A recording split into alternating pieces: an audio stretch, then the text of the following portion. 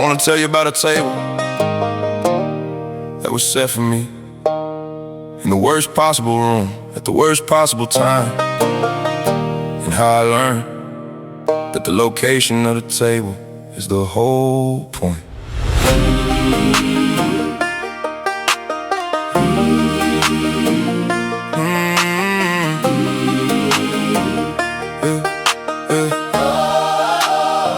The room was not ideal, let me be clear about that. The people in the room were not on my side, and I walked in expecting the worst version of what that kind of room usually produces. And there was a table set for me in the middle of all of it, with my name on it, enough for the whole evening. And I sat down and ate while the room was still the room, and something shifted in what the room could do to me when I was seated. Because a man at a table in the presence of his enemies is not a man they can move. He's a man who was invited by someone with more authority than the room. He set a table for me, right in the middle of it. He set a table for me when the room wasn't ready for it.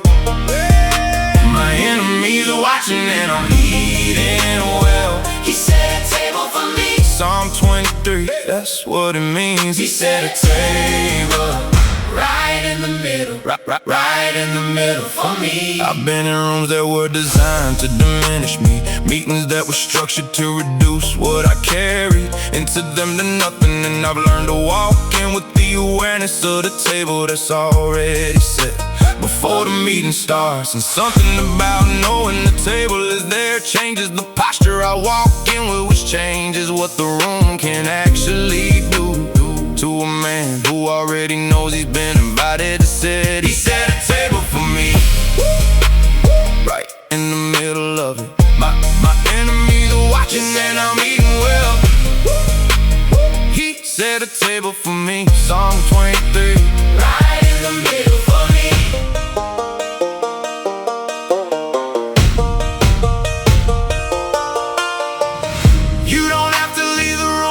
To find the table is in the room. You're already in, and the one who said it was there before you and said it, knowing exactly what the room would be, and said it anyway for you. He set a table for me right in the middle, right in the middle. Still eating well. He set table for me.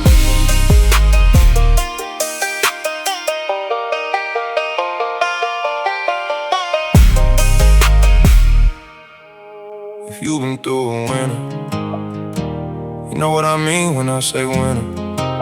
Not the weather kind, the kind where everything that was growing stops. And the question is whether the growth was permanent or seasonal.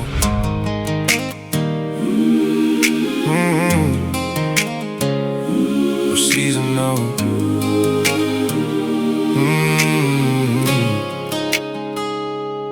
I've been in the spring when everything was new, and the faith felt easy and the evidence was everywhere. And I've been in the summer when the growth was fast and the momentum carried everything I was building forward without much resistance. And then I've been in the fall when things that were growing started releasing, and I had to learn the difference between loss and the season that comes before the next spring.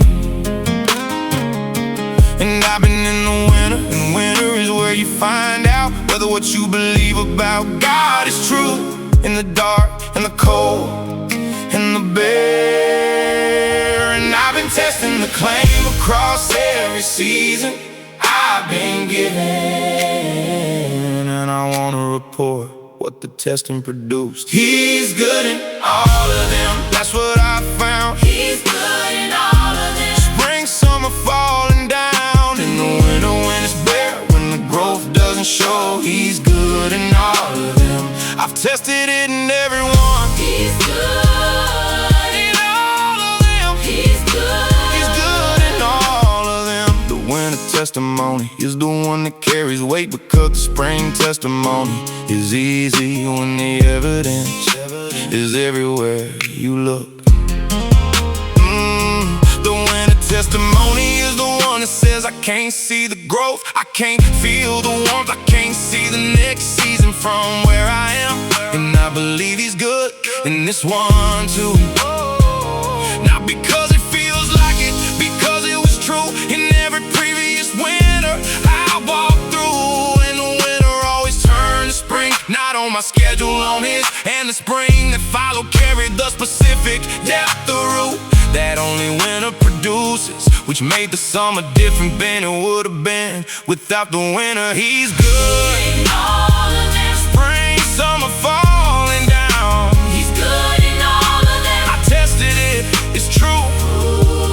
In the winter when it's bare, when the growth doesn't show, he's good in all of them. He's good in all of them. Whatever season you're in right now, he's good in that one too, not after it, in it. He's the God of every season, not just the ones that feel like growth.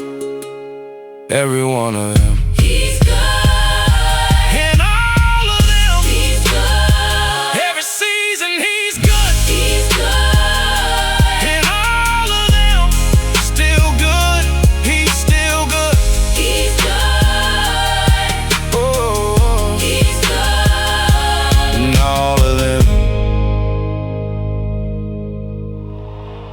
I want to talk about finishing from the position of someone who has wanted to quit more times than they'd like to admit and didn't, and have some thoughts about what finishing actually requires. Finishing is not what it looks like from the outside. From the outside it looks like endurance, like strength, like the kind of person who doesn't feel the weight of what they're carrying. From the inside it looks like the morning you chose to continue despite every available reason not to. And then the same choice the next morning, and the one after that, until the collection of mornings becomes the thing that looked like endurance from the outside.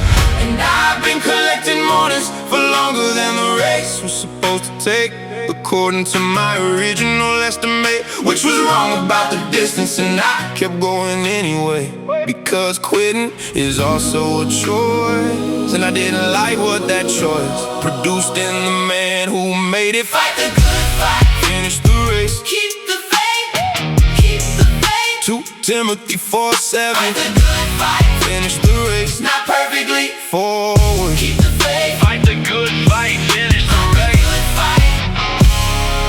finish the race. I've learned that finishing requires a very short memory for the mornings you didn't want to continue, in a very long memory for the reason you started. Because the reason you started is the fuel, and the mornings you almost quit are just the weather. And weather changes and reasons are more durable than weather, if you maintain them with the same attention you give the weather when the weather is bad. And Paul finished his race not in a single act of heroism at the end, in 10,000 Tuesday mornings where the choice was made again, and the race was still the race. Fight the good fight, finish the race, keep the faith, keep the faith. 2 Timothy 4:7. Fight the good fight, finish the race, not perfectly, forward, keep the faith. Whatever you started that you're thinking about not finishing, I want to ask you one question. What was the reason you started? Go back to that, hold it in both hands and ask yourself, is the reason still true? Because if the reason is still true, the race is still worth running, and the finish is still possible. And quitting today is not the same as the race not being real. The race is real, the reason is still true.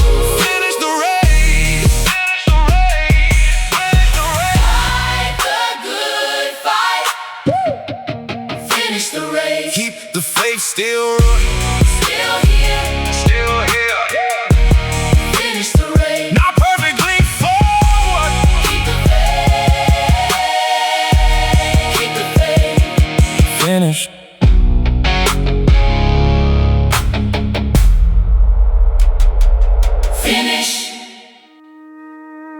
wanna talk about a name that does specific things when spoken into specific situations, not as superstition, as the documented testimony of a man who has said it in rooms that required it and watched what it did.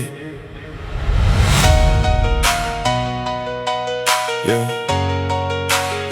Every knee knows that name. Every situation has a ceiling above which its authority does not extend. The diagnosis has a ceiling, the debt has a ceiling, the opposition has a ceiling, the fear has a ceiling, the shame has a ceiling. Everything that comes against you has a ceiling above which its power does not reach. In the name of Jesus has no ceiling. Philippians 2:9 says God gave him the name that is above every name, including the name of whatever is coming against you right now is under this name. And I wanna be practical about what above every name means. It means whatever name you put in that sentence, Jesus is above it. The name of the disease, the name of the death, the name of the thing that has been operating as if it has authority over your life. Jesus is above it. Every knee knows that name. At the name of Jesus, every knee knows that name. Heaven, earth, and under.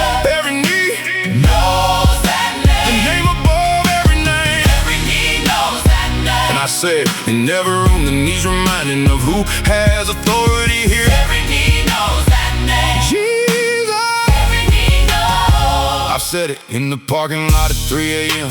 when everything else had run out. I've said it into the situation that every other strategy had failed to move. I've said it not as magic words, as the invocation of the one whose name has been exalted above every name that the situation was operating under, as if it had authority.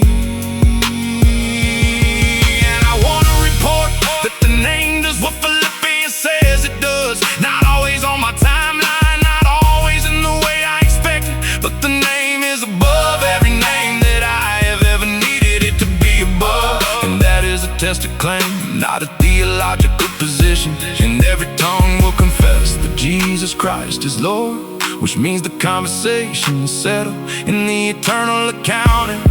And I get to live now in the certainty of how that conversation ends. Every knee knows that name. At the name of Jesus, heaven, earth, and under. Every knee knows that The name. name above Every name. every knee knows that name. He knows that Say it in the room, the knees reminding. Every knee knows that name. Every knee knows that name. Jesus. I'm gonna say the name into whatever you're facing right now while you're listening. Jesus. Is above the name of what you're carrying. Jesus. Is above the name Of what you're afraid of. Jesus. Jesus. Is above the name Of what has been operating. as if it has authority over your life. Every knee bows, Let that name including the knees of whatever has been standing. in your way. Every knee knows that name. At the name of Jesus, Every knee, heaven, earth, and under. every knee Knows that the name. name above every name. Jesus. Every knee knows. Every knee bows. Jesus. Jesus. Every knee knows that name.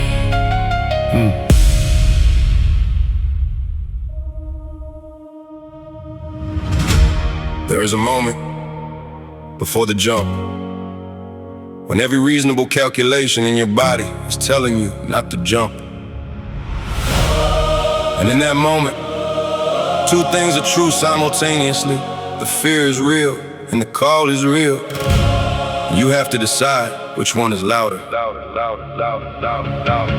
I've been standing at the ledge that God pointed at and said go, and I've been standing there long enough to know every reason not to.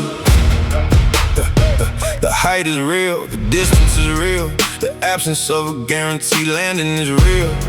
And the voice that says this is unreasonable is not wrong about the facts, it's wrong about the conclusion. Because the facts of the jump are not the whole information. The whole information includes the one who said jump and what he has proven he does with things he is called in emotion. And I wanna be honest that I was afraid before I jumped, not performing the fear, actually afraid. And I jumped anyway, not because the fear left, because the call was louder than the fear. And I decided to live by the louder thing. Jump! He called you, jump! Jump, the fear is real. Jump anyway! Jump! Bold faith is not fearless.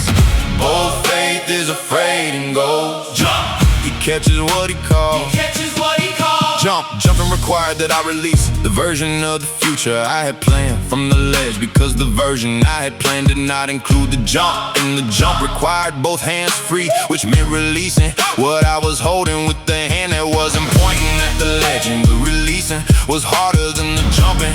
The jumping was a moment, the releasing was a season of learning to hold loosely what I had been holding tightly, until the hands were free for what the jump required.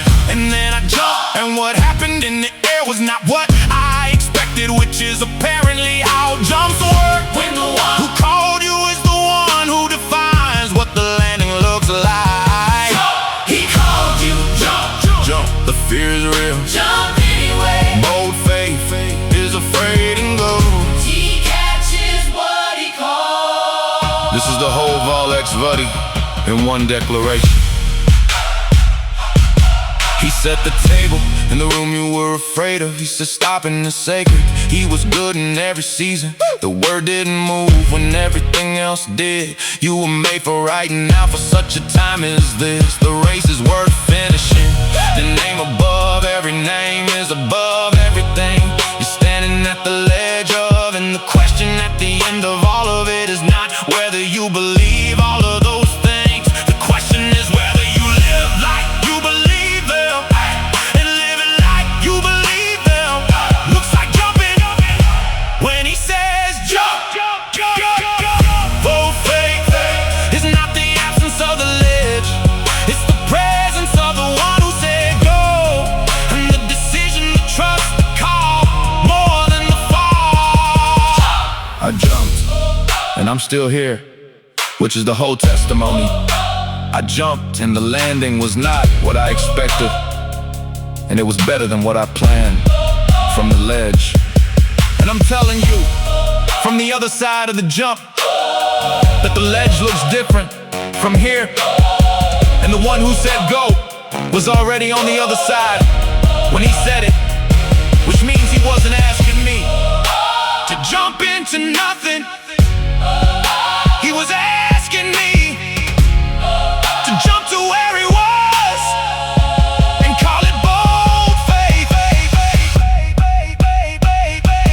Jump, he catches what he calls. Jump, Bold faith, afraid and goes.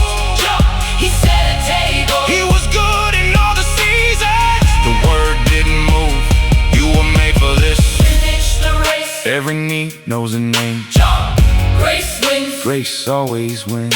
Jump, grace wins. Jump.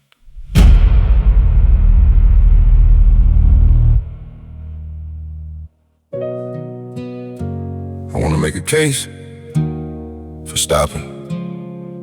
Not as failure, not as laziness, as the most faithful act available to a man who has confused productivity with obedience.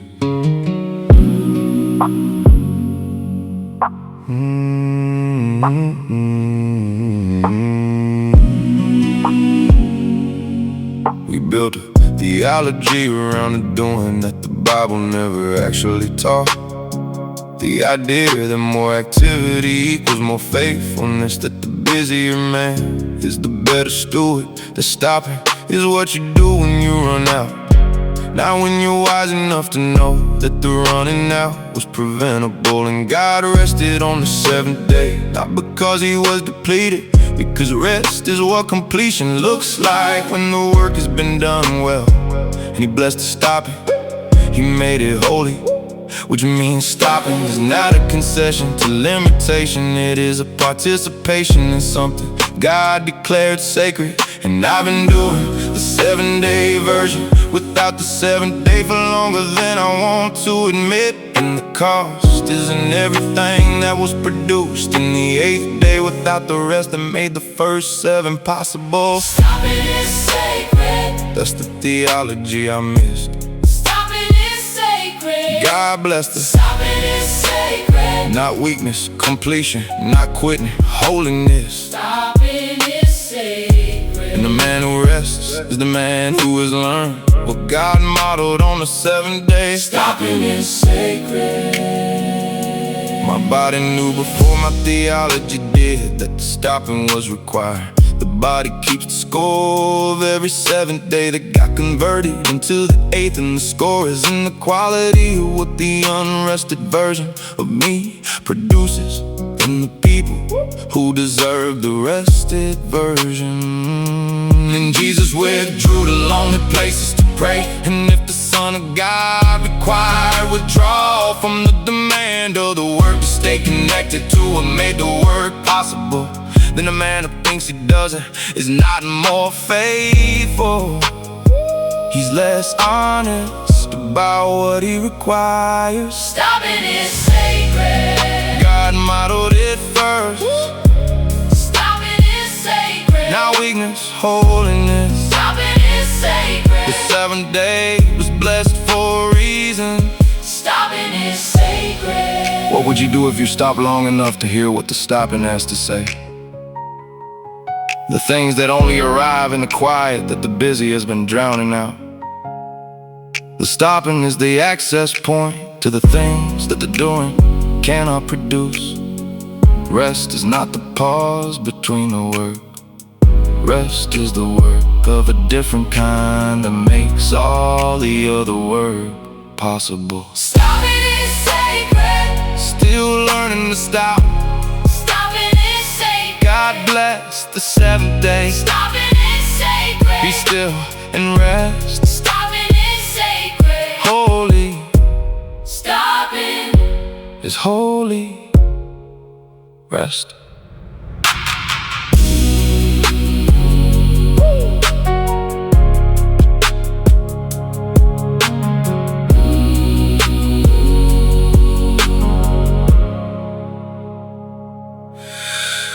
Rest. I've been taking inventory of the things I thought were permanent that changed, and the things that changed when I thought they would stay. And the list is longer than I built my life to accommodate. The job I thought was stable, change. the relationship I thought was permanent, Change. the version of myself I was most invested in protecting, Change. and had the health assumption I carried as baseline changed without asking. The friendships that felt like they were built to last a distance, some changed, some didn't, and the ones that changed were the ones I thought were the permanent ones. And I kept looking for the thing that doesn't change in the inventory of everything that does, and I found one that held across every changing thing I tested it against. Matthew 24:35. Heaven and earth will pass away, but my words will never pass away. And I read that is the most stable claim and the most unstable inventory I have ever assembled. The word doesn't move When everything else does. the one fixed point. Heaven and earth pass away, but the words never do. The word doesn't move. And I've been building on the only thing that holds when everything around it is in motion. The word doesn't move. Building on the word, and a world that moves is the most counterintuitive and most stable construction strategy available, because everything else I could build on is also in motion. The culture moving, the economy moving, the opinion of the room moving. Even my own convictions evolved over time in the direction of more truth, which means they were moving towards something fixed. And the fixed thing is the word, and the word is not a book, it is the person. The word became flesh and dwelt among us, and that person and that word are the same, unchanged in reality. That Matthew 24:35 was describing when it said, never pass away. And I've built on that foundation, not because I was disciplined enough to choose stability, because I ran out of moving things to build on and found the one thing that helped. The word doesn't move, And everything else does. the one fixed point. Heaven and earth pass away, but the words never do. The word doesn't move, Still building on it, still holding, still holding. still holding, What are you building on? still holding, Still holding. still holding. What are you building on? That's emotion, and calling it foundation. What are you holding till it changes and calling it anchor?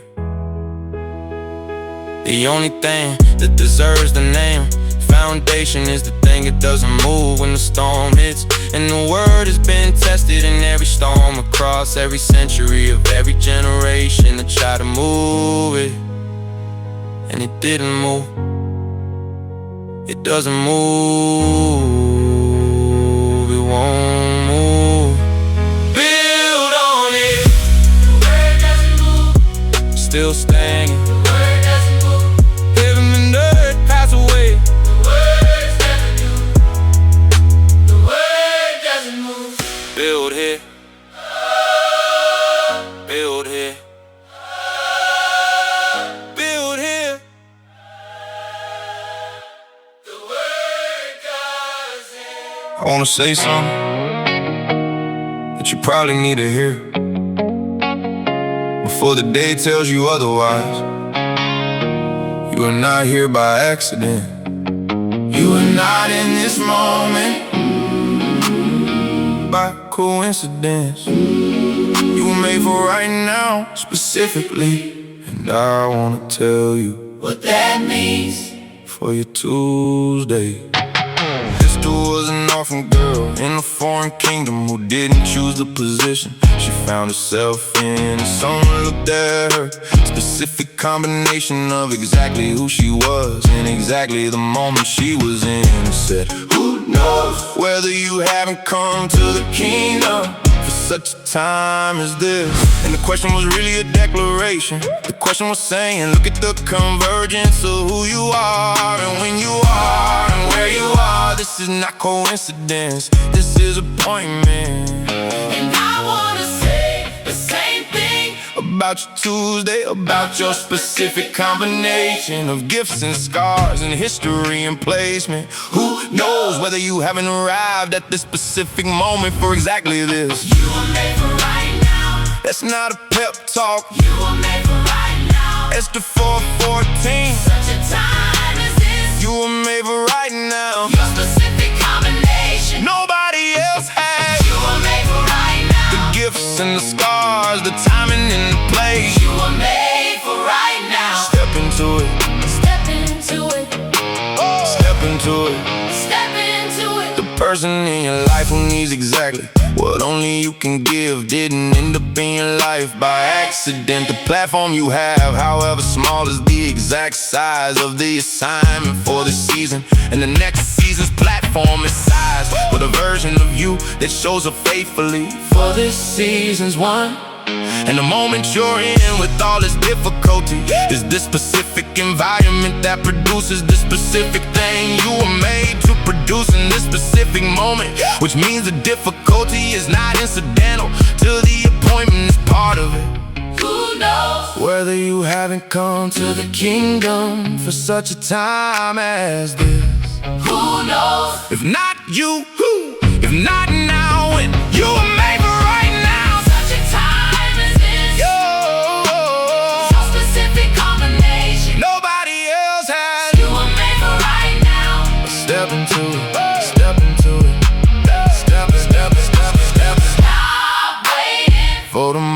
moment that feels more like the moment you were made for. Yeah, this is the moment you were made for. It doesn't come with a feeling of readiness. It comes with the question of whether you'll show up for it anyway. And the showing up is the whole appointment. you were made for right now. Such a time as this. Made for right now. Step into it, step into